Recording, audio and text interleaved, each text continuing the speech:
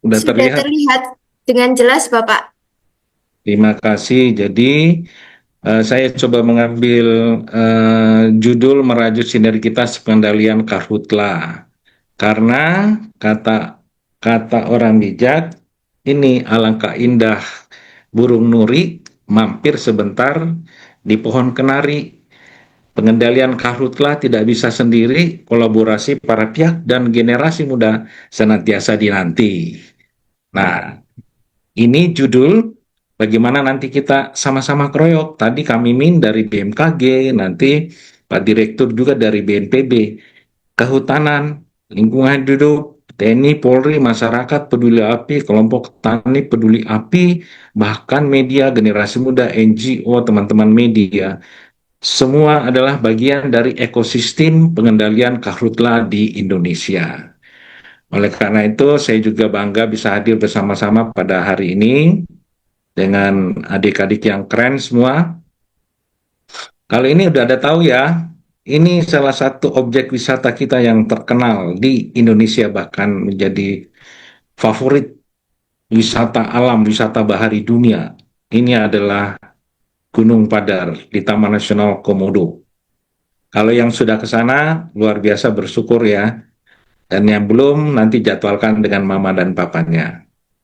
Baik, saya akan menyampaikan materi bagaimana tantangan dan dampak bencana karhutla. Tadi sudah banyak didiskusikan, ini menarik sekali, jadi saya terbantu juga nanti dalam penyampaian materi, karena antara lain kita akan diskusi tentang bagaimana dampak. Kemudian pembelajaran. Nah, kita, Indonesia sudah mengalami kebakaran hutan dan lahan itu sejak tahun 1984. Bencana kebakaran hutan dan lahan itu pada waktu itu sangat besar ya, 13 juta hektar. Tahun 97, 98, kemudian ke sini lagi tahun 2015, tahun 2019 dan 2023 yang tadi juga kami sebut adalah merupakan tahun El Nino. Oke, kemudian ada kebijakan. Tadi juga teman-teman bertanya, aturannya ada, kami juga singgung. Tentunya di dalam pengendalian karhutla ini kita punya peraturan perundang-undangan, kita punya peraturan pemerintah, bahkan peraturan daerah gitu ya, diterbitkan oleh gubernur. Kemudian ada manajemen karhutla terpadu. Nah, ini tidak bisa sendiri. Kenapa terpadu? Karena ada pencegahannya, di dalam mitigasi bencana karhutla itu ada pencegahannya, ada penanganan atau pemadamannya, dan ada penanganan pasca terjadinya kebakaran hutan dan lahan. Kemudian nanti saya sampaikan juga tren karhutla. Jadi saat ini seberapa luas kebakaran hutan di Indonesia, kemudian langkah-langkah mitigasi dan penutup. Nah, adik-adik sekalian yang saya banggakan dan saya cintai, tadi disebutkan bahwa bencana karhutla di Indonesia 99% disebabkan oleh kegiatan manusia yang tidak produktif. Itu betul sekali. Betul sekali. Jadi ini saya ambil beberapa contoh saja, fenomena kebakaran hutan. Di Jawa ya, ada ini banyak di Jawa. Ini contoh di Magelang. Ini akibat erupsi gunung api.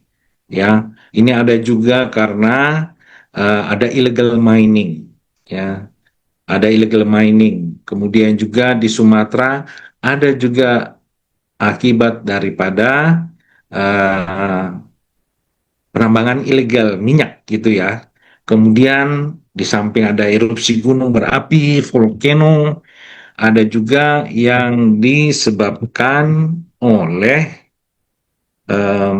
self combustion namanya, kalau lihat gambar di sebelah kiri yang paling bawah itu di Balikpapan di Kalimantan Timur itu di hamparan hutan di bawahnya itu adalah batu bara, dan ketika vegetasi hutan terbuka dia menjadi expose, itu dia bisa menimbulkan temperatur yang tinggi dan bisa menyebabkan namanya whole self combustion gitu. Jadi dia terbakar sendiri karena temperaturnya tinggi. Dan juga ada kegiatan-kegiatan pembukaan lahan tanpa bakar. Kemudian karakteristik dan dampak karhutla.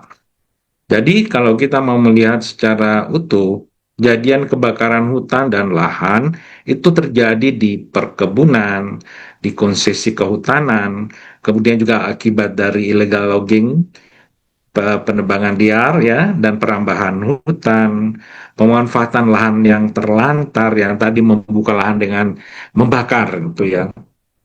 Kemudian terjadi juga di kebun-kebun kita, kebun-kebun masyarakat yang ada di pinggir hutan atau di pedesaan, terjadi di dalam kawasan hutan. Nah, kawasan yang berpotensi itu ada di hutan, ada di areal pertanian, ada di perkebunan, di kebun tebu, di jati, kebun karet, kemudian juga pertambangan. Yang tadi saya bilang pertambangan liar itu illegal drilling.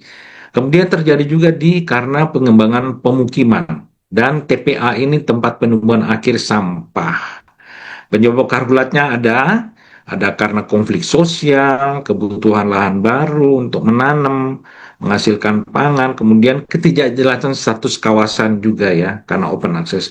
Di pertanian ada perburuan tradisional dan pengolahan tempat penimbunan akhir sampah yang tidak sesuai SOP dan kelalaian. Nah, di dalam lingkaran ini penyebabnya dampaknya apa? Pencemaran udara dan kesehatan masyarakat, ISPA, infeksi saluran pernafasan atas. Bahkan jalur transportasi udara bisa terganggu penerbangan. Nah, ini sangat tidak kondusif untuk ekonomi di suatu wilayah atau negara jika terjadi karhutla. Peningkatan emisi karbon dan kehilangan keanekaragaman hayati ini juga sangat tidak kita harapkan. Karena kalau kehilangan biodiversity, ini sangat mengganggu keseimbangan ekologi, rantai makan dan dimakan, dan seterusnya. Kehilangan potensi jasa lingkungan dan karbon sink. Jadi jasa lingkungan ini contoh wisata, jika terjadi kebakaran, contohnya di Taman Nasional Bromo Tengger Semeru, itu juga akhirnya tempat wisatanya ditutup, dan sumber pencaharian masyarakat setempat itu juga terganggu. Ini potensi bencana ekologis dan iklimnya, ada kerugian ekonomi dan keuangan negara, bahkan kewibawaan negara kita juga terganggu. Kenapa? Karena terjadi asap lintas batas misalnya. Kemudian kejadian kebakaran hutan ini khususnya ada di rawa gambut ya, hutan gambut itu bisa berlangsung lama dibandingkan hutan mineral atau hutan yang lahannya bukan lahan gambut. Nah, bagaimana dengan pembelajaran pengendalian karhutla di masa El Nino? Tadi kami kan sudah jelaskan, ya. Ada masa El Nino ketika suhu permukaan lautan Pasifik, Samudra Pasifik naik, itu menarik awan yang ada di wilayah Indonesia. Sehingga Indonesia itu kering, nggak ada awan, nggak ada hujan. Ini bisa berpotensi menyebabkan terjadinya kebakaran hutan dan lahan. Nah, ini saya coba bandingkan teman-teman saya, ada tim perhitungan luas kebakaran hutan Indonesia. Ini ada timnya yang merupakan para ahli, dia menghitung luas. Nah, kalau kita lihat diagram batang yang merah ini adalah luas kebakaran hutannya. Coba diperhatikan di tahun yang paling atas itu 2015, warna merah itu adalah tahun El Nino. Jadi yang grafik biru itu merupakan indeks El Nino-nya ya. Tahun 2015 itu El Nino-nya dia kuat. Kemudian 2019 itu El Nino-nya juga, tapi El Nino-nya dia lemah. Grafiknya menurun. Kemudian kalau lihat tahun 2023, grafiknya tahun 2023 dia naik lagi level menengah dan kuat. Nah, luas kebakaran hutan kalau kita lihat di tahun 2019 itu 1,6 juta hektar. Tahun 2015 itu 2,6 juta hektar. Tahun 2023 itu 1,1 juta hektar. Walaupun kondisi indeks El Nino di tahun 2023 itu kuat dibandingkan tahun 2019, itu ya. Tetapi luas kebakaran hutannya kita mampu turunkan sebesar hampir 30%. Kemudian landai lagi di tahun 2024, 2025. Jadi ini memerlukan manajemen terpadu pengendalian kebakaran hutan dan lahan. Dan semua unsur bangsa termasuk masyarakat generasi muda itu mempunyai andil di dalam upaya pengendalian ini. Termasuk penggunaan teknologi, pengamatan citra satelit early warning system, sampai penerapan operasi modifikasi cuaca, dan juga patroli udara. Nah, ini bagaimana pembelajaran kita di masa El Nino, kita mampu menurunkan luas kebakaran hutan dan lahan di Indonesia secara signifikan. Dan data ini kita sampaikan di forum PBB dan mendapat apresiasi karena Indonesia berkomitmen untuk menurunkan, mengendalikan kebakaran hutan dan lahan bersama para pihak. Nah, sejalan dengan itu tentunya jika kebakaran hutannya menurun, emisi karhutlatnya juga menurun ya. Ini hampir sebesar 421 juta ton atau 69% atau 70% lah. Emisi karhutla di tahun 2023 itu di masa El Nino, jika dibandingkan tahun 2019 turunnya sangat signifikan. Itu ya. Nah, sekarang secara perlahan kita sekarang masuki kebijakan dan regulasi. Karena di dalam penanganan karhutla ini memang harus ada instrumen atau landasan hukumnya. Apa saja? Ada undang-undangnya. Undang-Undang 4199 tentang kehutanan, Undang-Undang 32 2009 tentang lingkungan hidup, ada peraturan pemerintah 4 2001 tentang pengendalian kerusakan dan pencemaran lingkungan hidup akibat karhutla, ada PP 45 tentang perlindungan, ada peraturan menteri pengendalian kebakaran hutan dan lahan.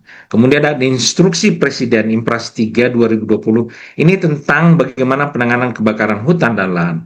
Jadi Presiden menginstruksikan kepada semua jajaran kabinetnya, menterinya, bahkan semua pemerintah daerah, kabupaten, kota, provinsi, masyarakat menghimbau supaya betul-betul masalah karhutla ini ditangani dengan baik. Kemudian ada keputusan Menteri Koordinator Bidang Politik dan Keamanan. Nah, tadi saya bilang karena masalah karhutla ini masalah geopolitik, isunya sangat strategis dan berdampak luas, bukan hanya di Indonesia, lingkup ASEAN juga. Jadi jangan sampai terjadi asap lintas batas dan tentunya mengganggu negara tetangga kita. Nah, Menteri Koordinator Politik Bidang Keamanan ini ada peraturannya juga dikeluarkan tahun nomor 29 tahun 2025 baru saja ya. Namanya Desk Koordinasi Penanganan Karhutla. Oke. Kemudian di dalam penanganan karhutla itu kita juga punya pedoman kerja, ada standar operasional prosedurnya. Saat ini kita memiliki 47 SOP yang meliputi pencegahan, pemadaman dan pasca kebakaran, penanganan pasca kebakaran ya. Gitu ya, ini ada pedomannya, pelan-pelan. Sekarang regulasi peraturan. Tadi saya sampaikan bahwa ada presiden mengeluarkan instruksi kepada jajaran kabinetnya, kepada gubernur, kepada bupati, wali kota. Tentunya unsur-unsur di bawahnya akan mengikuti. Ini memerintahkan paling tidak ada 7 mandat bahwa pemerintah pusat, pemerintah daerah, bersama-sama dengan pemerintah daerah harus memfungsikan satgas yang ada di provinsi. Kalau terjadi kebakaran, ada satuan tugas. Biasanya dipimpin gubernur, Kapolda, Panglima, dan Kepala BPBD. Itu ya. Kemudian mewajibkan pelaku usaha untuk memiliki pasukan brigade kebakaran, pemadam kebakaran. Tadi disinggung masalah korporasi, masalah perusahaan yang juga mempunyai tanggung jawab. Karena dia adalah melakukan usaha pengolahan hutan misalnya, dan dia harus bertanggung jawab jangan sampai ada kebakaran hutan. Kemudian juga sampai memberikan sanksi tegas kepada pelaku usaha jika melakukan pelanggaran, melakukan pembinaan masyarakat untuk berpartisipasi. Ada juga harus menyusun peraturan daerah. Jadi beberapa provinsi seperti Kalimantan Timur, Kalimantan Barat, Lampung, Jawa Timur itu juga mempunyai peraturan daerah sistem pengendalian kebakaran hutan. Kemudian kalau di provinsi, kabupaten, kota, BPBD, Badan Penanggulangan Bencana Daerah, sebagai koordinator dalam upaya penanggulangan karhutla di wilayah kerjanya masing-masing. Nah, kami sendiri di Kementerian Kehutanan, Bapak Menteri memerintahkan seluruh jajarannya untuk melakukan supervisi. Jadi melalui surat keputusan Menteri nomor 267 tahun 2025, baru saja ini supaya diperkuat. Ada Satgas Supervisi khususnya di provinsi-provinsi rawan kebakaran hutan dan lahan seperti di Riau, Jambi, Sumatera Selatan, kemudian di Kalimantan Barat, Kalimantan Tengah, Kalimantan Selatan, dan juga Kalimantan Timur. Ya, karena di sana ada IKN. Oke. Ini adalah regulasi Des Penanganan Karhutla yang saya sampaikan tadi. Jadi kalau kita bicara tentang mitigasi, judulnya ini sangat luar biasa, pertemuan webinar nasional kali ini. Memang langkah-langkah mitigasi ini yang kita harus lakukan. Nah, di dalam forum Des Penanganan Karhutla ini yang dikoordinasikan oleh Menteri Koordinator Bidang Politik Keamanan, ada juga Ketua Satgas Mitigasi Penanganannya. Nah, di sini Kepala BNPB selaku penanggung jawab, ya, kemudian membawai Ketua Des. Ada 14 menteri yang menjadi anggota komite pengarah. Oke. Ini pelaksanaan koordinasi Satgas Mitigasi Karhutlanya. Teman-teman melakukan pertemuan lintas sektor, menyusun rencana aksi, pencegahan, pemadaman, dan lain-lain, termasuk media. Nah, bagaimana manajemen terpadu karhutla? Kata terpadu ini berarti ada tiga pilar. Ada tiga pilar, yaitu pencegahan, pemadaman, dan penanganan pasca.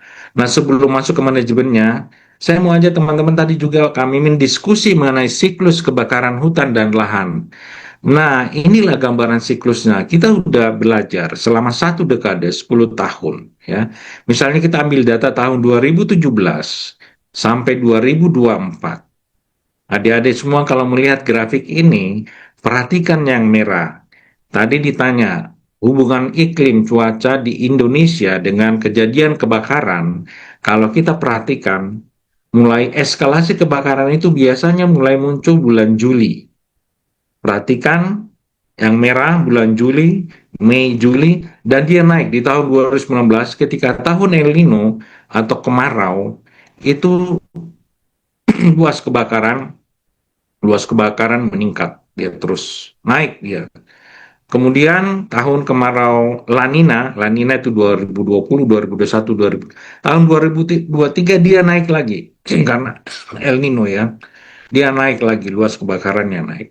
Nah, ini kita belajar, angka-angka ini memberikan kepada kita bagaimana cara untuk melahirkan suatu manajemen krisis namanya bencana karhutla di Indonesia. Jadi kalau kita lihat dalam satu tahun ada 12 bulan, Januari sampai Desember, kita bagi. Januari, April itu adalah tahap pre-krisis. Terjadi kebakaran hutan selalu di awal tahun, Januari, Februari, Maret, April, itu Riau dan Kalbar. Riau dan Kalbar biasanya musim kemaraunya itu dua kali. Dua kali dia. Dia akan muncul lagi di Juni, Oktober. Jadi saat ini sudah kita berada di Juni ya, kita sekarang di Agustus, jadi masuk sekarang di tahap krisis kita.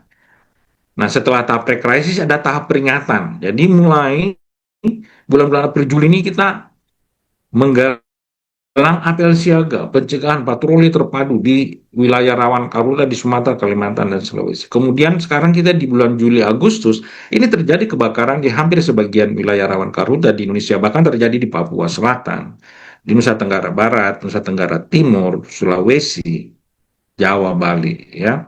Sekarang kita Agustus, sekarang kita tahap krisis, dan memang sekarang 7 provinsi sudah menetapkan status siaga darurat, dan Riau sendiri sudah meningkatkan status siaga darurat menjadi tanggap darurat, karena eskalasi kebakaran hutan semakin tinggi. Namun saat ini, berdasarkan laporan Satgas di lapangan di Riau, kondisi sudah terkendali. Teman-teman sekarang melakukan pemadaman dan saya dilaporkan paling tidak ada 7 titik api sekarang yang sedang dilakukan proses pemadaman.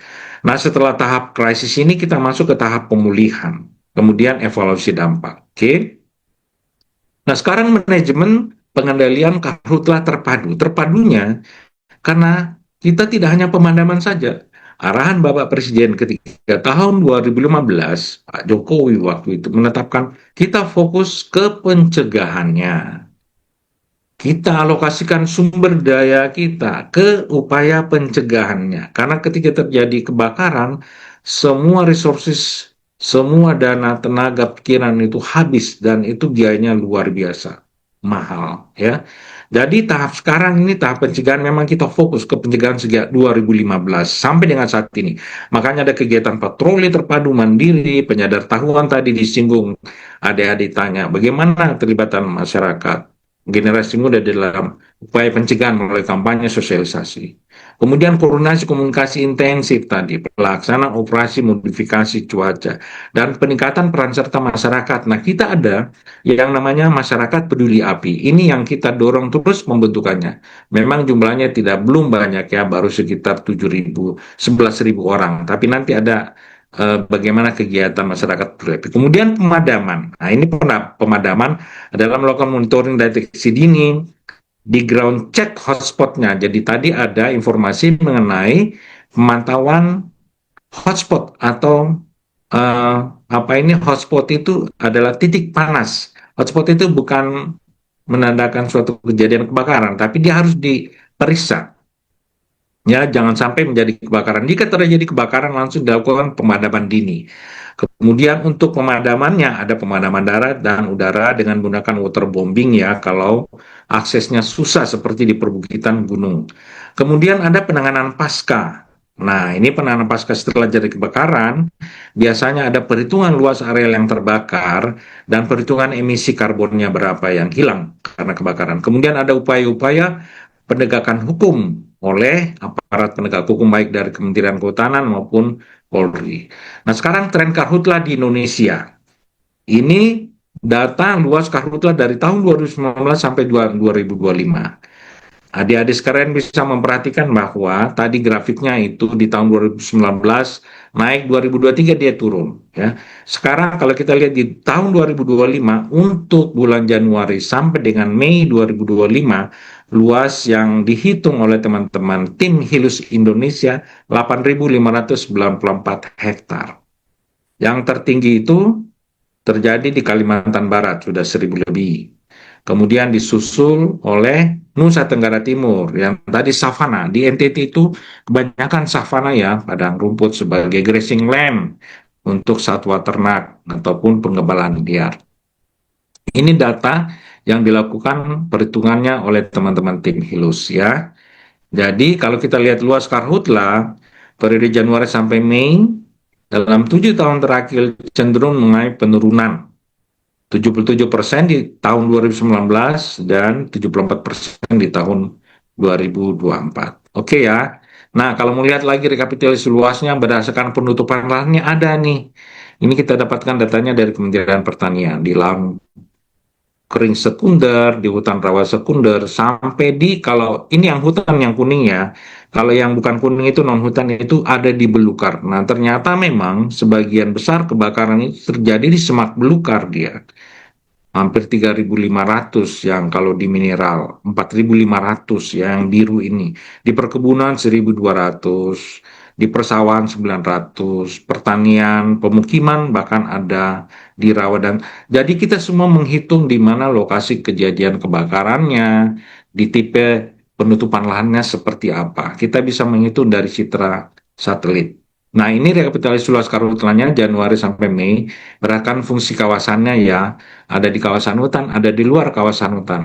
Yang di luar kawasan hutan itu namanya APL atau areal penggunaan lain. Itu bukan kawasan hutan.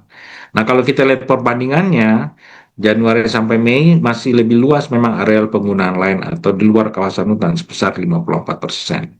Ini sebaran karhutla periode bulan Januari sampai Mei, jadi ada petanya ya.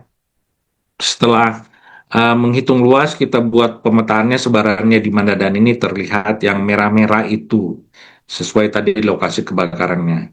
Nah, saya ambil contoh beberapa kejadian kebakaran di kawasan konservasi. Kawasan konservasi ini memang di kawasan hutan, ya. Ada terjadi di Gunung Sumbing, adik-adik mungkin yang tinggal di Jawa Timur, Jawa Tengah, Jawa Barat. Ada yang terjadi juga di Taman Nasional Bromo Tengger Semeru, di Teletabis terjadi. Ada terjadi di areal apa ini pengelola wisata, terjadi juga di Taman Nasional Rinjani, ini Taman Nasional Gunung semua. Nah, ini sulit sekali kalau untuk melakukan pemadaman karena apa? Sumber airnya tidak ada di gunung, terbatas sekali. Sungainya itu jauh di bawah sana. Gimana kita mau memadamkan api itu tentunya ada strateginya dengan menggunakan pompa punggung. Satu orang bisa gendong di belakangnya seperti ransel 20 liter. Nah, itulah bergerak dalam kelompok-kelompok kecil, memadamkan api itu secara bertahap dan sistematis. Ini di Taman Nasional Savana. di Taman Nasional Rawa-Opa di Sulawesi Tenggara. Ini savana, terjadi kebakarannya seperti itu. Nah, yang pasukan merah ini adalah Manggala Agni. Bersama-sama dengan teman-teman nasional, Permisi, kami Bapak. Dalkar namanya, Permisi, Manggala Agni. Pak. Ya, Izin mengingatkan waktu untuk presentasinya sisa 5 menit lagi ya. ini baluran ya. Terus ini kebakaran di kawasan gambut, ya kebakaran bawah. Ini di Taman Nasional sebagai Kalteng. Ini Taman Nasional Danau Sentarum di wilayah Kalimantan Barat. Ini operasi pemadaman daratnya oleh Manggala Agni. Teman-teman, ini di Kalbar, di Riau, di Kaltim, Sulsel ini kami punya pasukan sebanyak 2.300 orang yang berpakaian merah ini. Panglima API, Manggala Agni itu adalah Panglima API. Bagaimana langkah efektif pemadaman darat? Tadi harus ada fast response, quick response, harus ada penguatan fungsi satuan tugas, pembasahan gambut atau wetting management, ada patroli udara, ketersediaan sarana prasarana, penguatan koordinasi informasi, ada penelitian status siaga karhutla, manajemen logistik. Ini perlu karena pasukan harus didukung oleh alat, makanan, dan peralatan yang lengkap. Kemudian rotasi personel dan pengecekan kesehatan. Ini yang lebih penting lagi, penyelamatan satwa liar terdampak karhutla. Jadi Indonesia, Amerika juga kita punya namanya logo untuk pengendalian kebakaran hutan Indonesia namanya Sipongi. Sipongi ini adalah orang hutan. Karena ketika terjadi kebakaran besar di Kalimantan Sumatera Utara, ini banyak orang hutan kita yang jadi musnah atau punah atau terdampak dan banyak yang apa ini banyak yang terbakar ya, terpanggang. Di Amerika sendiri mereka punya logo juga. Maskotnya namanya Smokey Bear. Smokey Bear ini beruang hutan yang juga banyak yang mati karena kebakaran besar di Amerika. Ini contoh-contohnya sehingga kita harus melakukan upaya-upaya penyelamatan satwa ketika terjadi kebakaran. Kayak di Chile, di Amerika Latin ada forestin namanya. Ini seperti serigala. Demikian juga di Kanada, ember namanya ya. Nah, ini pemulihan rehabilitasi ya, habis kebakaran kita harus kembangkan penanaman lagi. Kalau di kawasan konservasi jenis-jenis endemik, bagaimana juga masyarakat terlibat dalam upaya penanaman dan adik-adik ini melakukan upaya pemanaman yang luar biasa di sekitar hutan bahkan di lingkungan kita. Nah, ini mitigasi bencana kebakaran hutan lahannya, ini upaya mitigasinya banyak ya. Ada pengendalian karhutla, penguatan kerjasama, kesiapsiagaan, dan peningkatan sarpras. Saya cepat aja. Ini contoh sistem informasi Sipongi yang ada di Kementerian Kehutanan. Kita memantau titik panas. Jadi hasil pantauan ini sangat berguna di dalam upaya untuk melakukan ini, patroli. Teman-teman Manggala Agni, TNI Polri, masyarakat melakukan patroli dengan motornya, jalan kaki, ground check, cek airnya ada nggak. Kalau nggak ada ini potensi. Kalau musim kemarau, air di parit gambut itu turun dan itu vegetasi menjadi kering sehingga sangat rentan terhadap kebakaran jika ada yang lalai gitu ya. Dan teman-teman di lapangan ini melaporkan kejadian. Ini pembelajaran pencegahan karhutla kita. Patroli, membina masyarakat peduli api, kampanye tatap muka, kemudian juga bagaimana kita buat program Sipongis Ghost Kampul, Sipongis Ghost School. Ini pencegahan patroli teman-teman di Riau bulan April kemarin. Ini di Kepulauan Riau. Teman-teman turun ke lapangan, cek. Ini di Dumai, di Riau juga. Nah, ini penyadatawan pencegahan karhutla di kampus. Kami buat Sipongi Goes to School ke sekolah-sekolah SMA ya, dan SMP. Kemudian juga ke kampus. Kita ke kampus diskusi dengan mahasiswa ya. Ini pembentukan masyarakat peduli api. Sekarang jumlahnya masih 7.000. Kalau Jepang punya masyarakat peduli apinya atau volunteernya 700.000 orang. Ini sebaran masyarakat peduli api di Indonesia dan Riau. Ini adalah sebarannya di seluruh Indonesia, jumlahnya baru 7.428 orang. Ini adalah volunteer di tingkat tapak. Ini apel siaga yang harus dilakukan di masa-masa sebelum krisis. Jadi Pak Menteri melakukan apel siaga, mengumpulkan pasukan semua pihak supaya antisipasi jangan sampai kebakaran. Ini modifikasi cuaca, kegiatannya adalah untuk pembasahan gambut ketika musim kemarau, masih ada awan sehingga kita bisa apa ini menjadi terjadinya kebakaran hutan dan lahan. Kolaborasi para pihak semua, korporasi, sekolah, universitas, LSM, pemerintah pusat, kabupaten, kota, dan masyarakat semua terlibat. Ini pendanaannya, ini penting lagi kalau kita bicara, karena mitigasi jika terjadi bencana Karena itu biayanya luar biasa. Kalau BNPB namanya punya dana siap pakai jika terjadi bencana. Jadi harus ada satu siaga bencana. Ada tanggap darurat ini memerlukan biaya yang tidak sedikit. Ini pasukan kami, Panglima API, ada 2.413 tersebar di Sumatera, Kalimantan, Sulawesi, Jawa, Bali, Nusra, dan Maluku, Papua. Ya, mereka siap siaga untuk memadamkan api jika terjadi kebakaran.